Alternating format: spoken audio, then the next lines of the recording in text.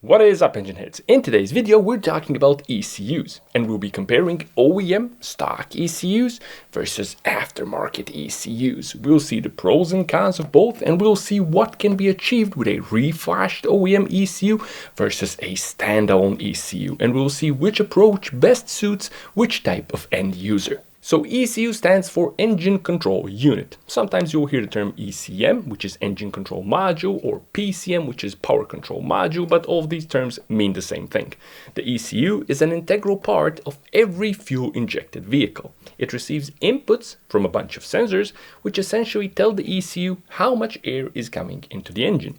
Based on these inputs, the ECU then controls the fuel injectors to inject the correct amount of fuel, and it instructs the ignition coils to fire the spark plug at the correct time, all with the goal of extracting the maximum possible efficiency and/or power from the engine.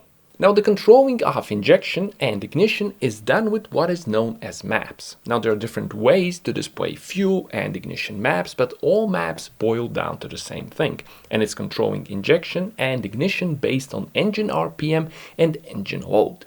Now, engine RPM is represented, of course, by engine RPM. Engine load can be represented either by the percentage of throttle opening, so how much you're pressing down on the throttle, or the air pressure inside the intake manifold, or the air mass, the amount of air mass entering the engine each second. It really doesn't matter what you're using, all three can be used equally successfully.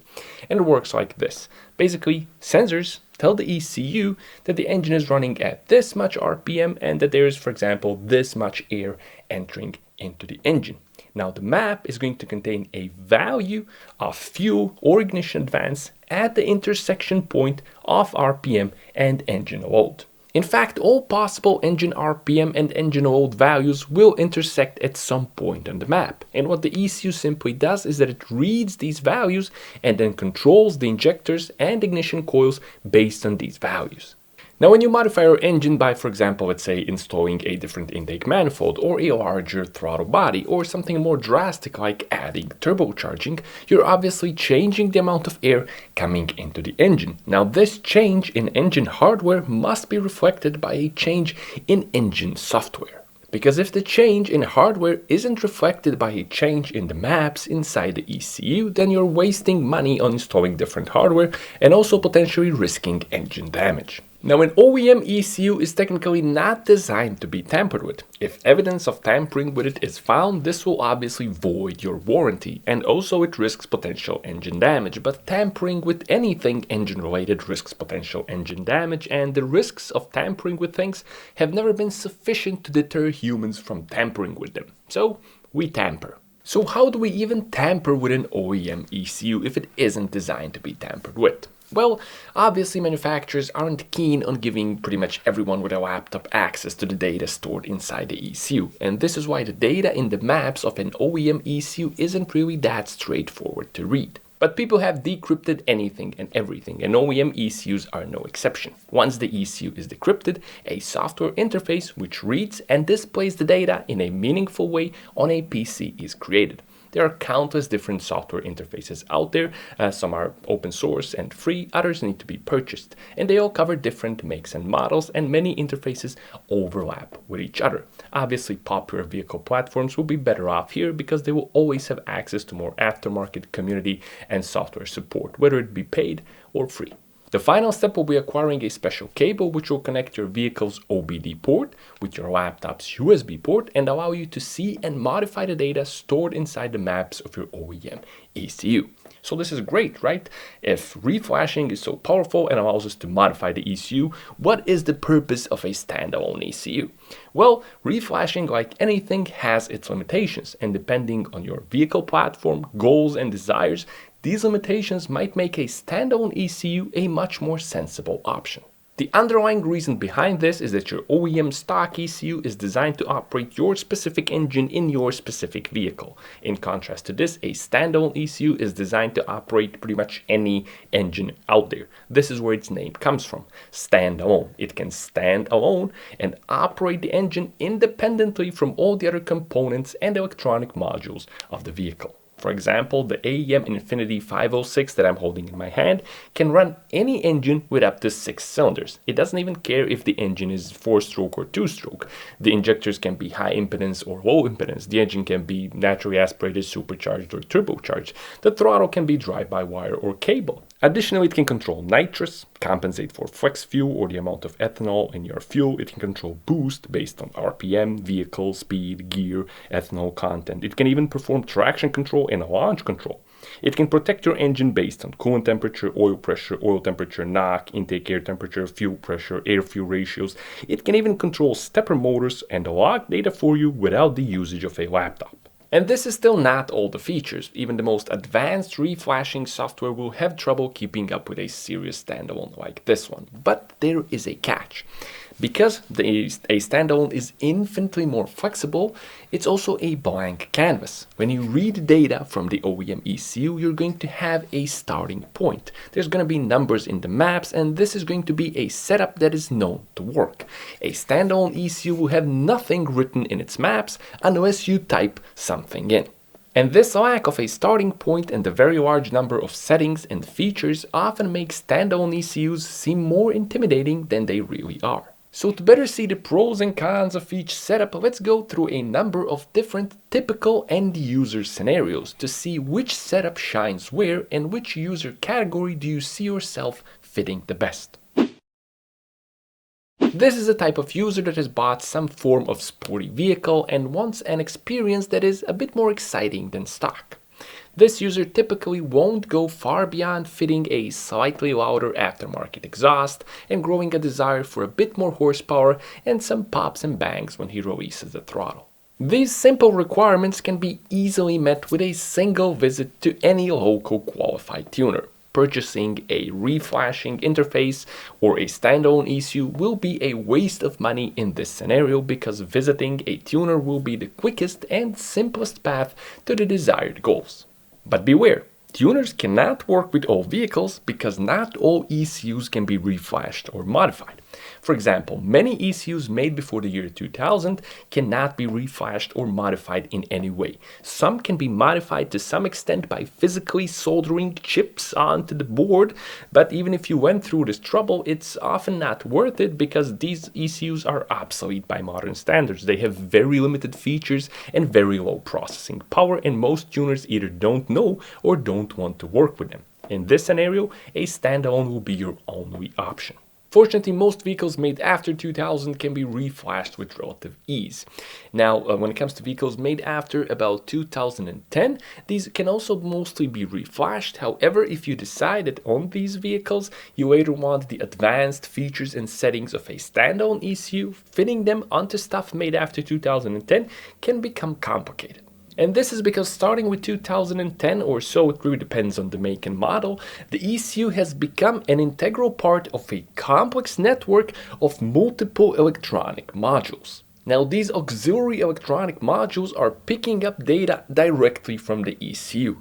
And if you remove the OEM ECU and install a standalone, the standalone will be able to run your engine, but all your other electronic auxiliary systems like your automatic transmission or your AC or your lane change assist and many other driver aids and features will not work properly. In the case of these newer vehicles, it's usually more sensible to reflash them if it can be done, because fitting a standalone ECU requires a model-specific plug-and-play standalone ECU that's outputting the signals required by the auxiliary electronic modules so that everything in your car actually works as it should. Now, there are vehicles out there that are made after 2000 or 2010 but can be difficult to reflash. A typical example is Toyota and Lexus vehicles fitted with Denso ECUs. There are companies out there offering certain solutions to reflash these ECUs, however, still most tuners will not reflash these ECUs. Now, by far the most difficult ECUs to reflash or modify are the ones found on the latest generation of vehicles. An example is the Yaris GR.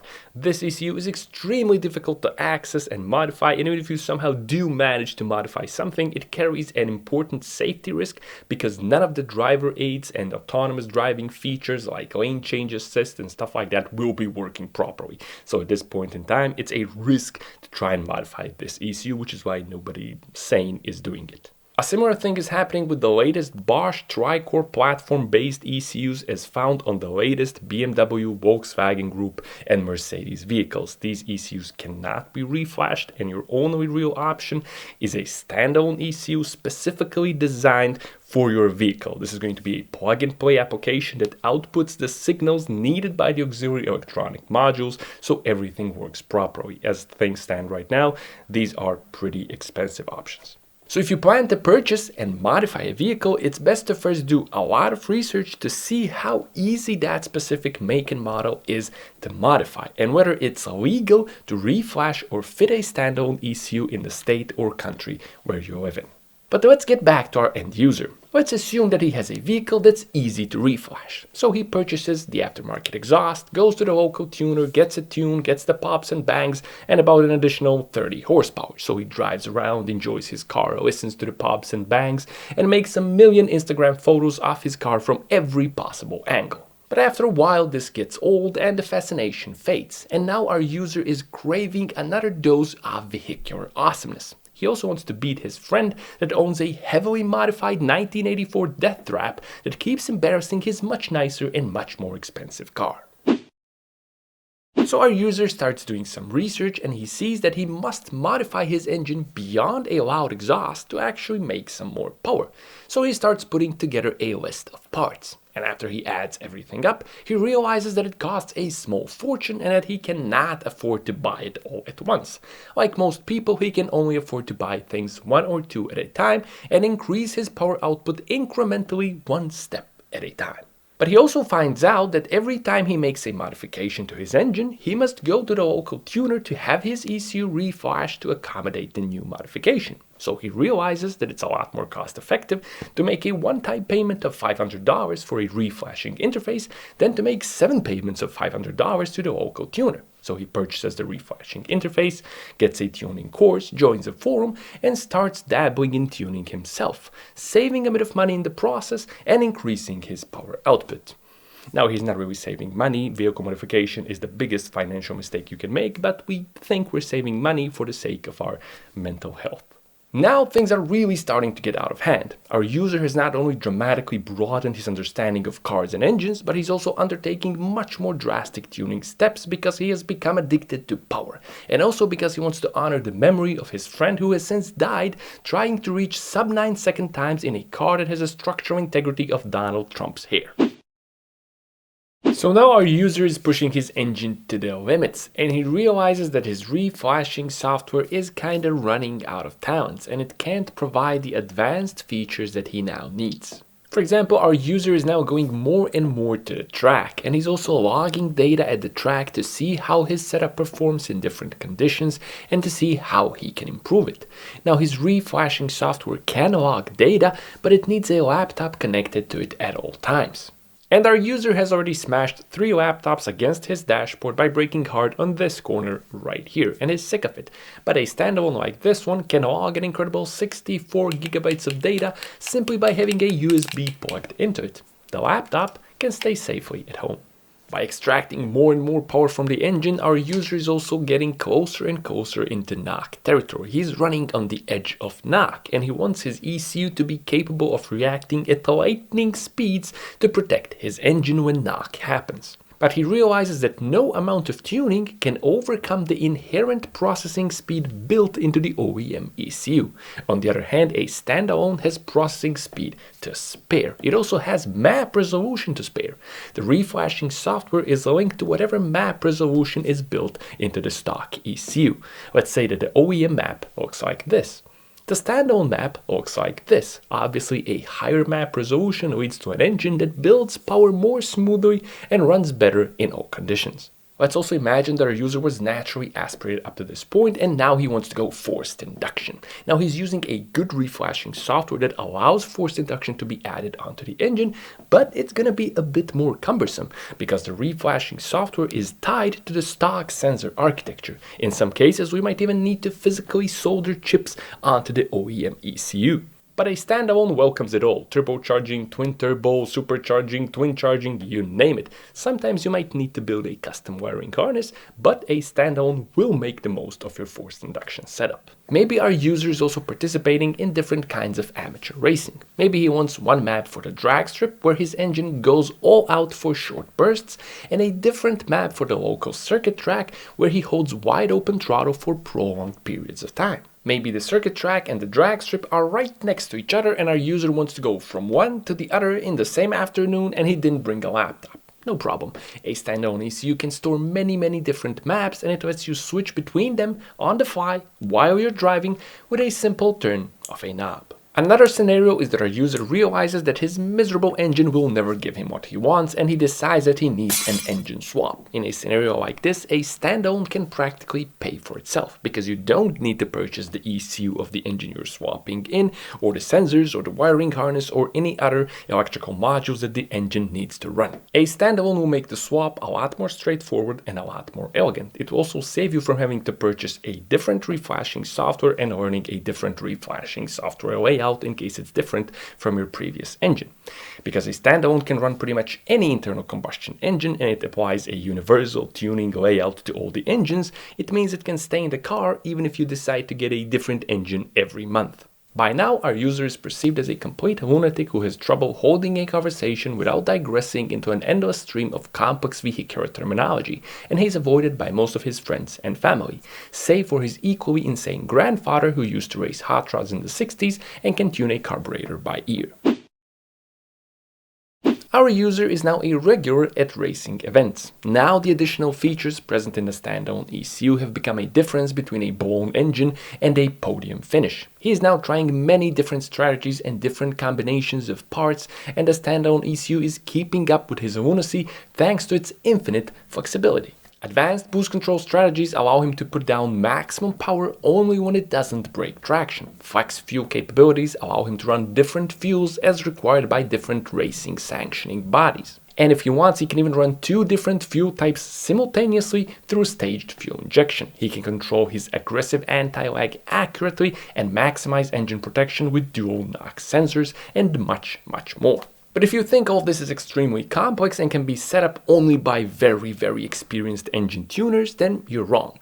Because modern day standalone ECU software and modern day good reflashing interfaces have a very similar approach to tuning the engine. And it's called VE, or volumetric efficiency tuning, and it's pretty user friendly. At the heart of this tuning lies something known as an air-fuel ratio target map. An air-fuel ratio is simply the ratio of air to fuel inside your combustion chamber, inside your engine. Different types of engines require different air-fuel ratios at different RPM and different engine loads. Now, if you're using an AEM 506 Infinity, for example, you can use AEM's Setup Wizard to enter all the basic engine parameters about your engine into your ECU. And then online you can find an air-fuel ratio target map that is known and verified to be safe for your engine. You can input the data and your engine will start safely and easily for the first time if you have done everything correctly on the hardware side. Once you start the engine, you can drive around, and using short and long-term fuel trims, your engine will practically tune itself to about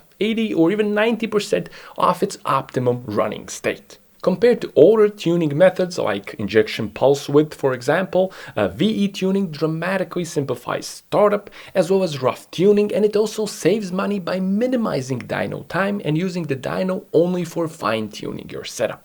So what can we conclude from all of this? Well, the first thing is that if you plan to modify your vehicle, research it first. How easy is it to modify? Can it be reflashed? Does it need a standalone? And so on. The second issue is that you have to know yourself really well. Of course, it's impossible to perfectly predict how your future and preferences will change in the long term, but if you honestly ask yourself the question of how much are you into tuning, into vehicle modification, into chasing power, into chasing track times and drag times, and are you gonna go into this seriously? If you are, then a standalone might be the better approach. It will save you from frustration and purchasing a reflashing software which ends up not having the features you need when things get serious. Also, if you're basing a more serious complex build on an older iconic platform, then a standalone really is the only way to go, because older ECUs are pretty much useless at anything other than running the bone stock engine. On the other hand, if your vehicle can be reflashed and if there's a good reflashing software available for it, and if you're confident you won't be using the advanced settings and features of a standalone ECU, then a standalone might be a waste of money, potential, and time. A standalone in general will be needed only if you stop being casual and decide to be more serious about racing or start taking up advanced stuff like an engine swap, for example. And there you have it, a little insight into the differences between a standalone and a reflash. I hope you enjoyed this video and found it informative. Also, if you're interested in chatting about this and similar topics live and face-to-face, check out the link to my live streams below. As always, thanks a lot for watching, and I'll be seeing you soon with more fun and useful stuff on the D4A channel.